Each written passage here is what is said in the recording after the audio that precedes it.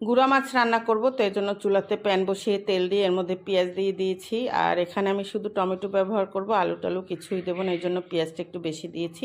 পেঁয়াজটা 2 মিনিটের মতো ভেজে স্বাদ মতো লবণ, হলুদের গুঁড়া, মরিচের গুঁড়া, সামান্য রসুন বাটা, সামান্য আদা বাটা দিয়ে মশলার মধ্যে পানি দিয়ে মশলাটাকে কষিয়ে নেব। এখানে আমি ধনিয়ার গুঁড়া, জিরার গুঁড়া কিছুই দেইনি, আপনারা চাইলে ধনিয়া জিরার গুঁড়ো দিয়ে নিতে পারেন।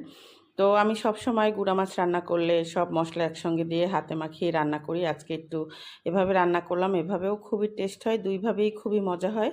তো মশলাটা কষানো হয়ে গেলে এর মধ্যে আমি মাছটা দিয়ে দেবো। মাছটা আগে থেকেই ধুয়ে পানি ঝরিয়ে রেখেছিলাম, আর এটা হচ্ছে বেলে মাছের গুঁড়া। বেলে মাছটা একটু নরম প্রকৃতির হয়, তাই বেশি কষাবো না। টমেটো আর মাছ একসঙ্গে দিয়ে মশলার সাথে 2-1 মিনিটের মতো মাখিয়ে তারপরে পরিমাণ মতো পানি দিয়ে দিয়েছি।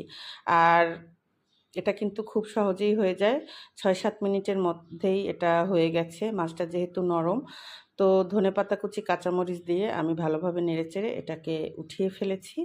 আর ভিডিওটা যদি ভালো লাগে অবশ্যই কমেন্টস করে জানাবেন। সবাই ভালো থাকেন, আল্লাহ হাফেজ।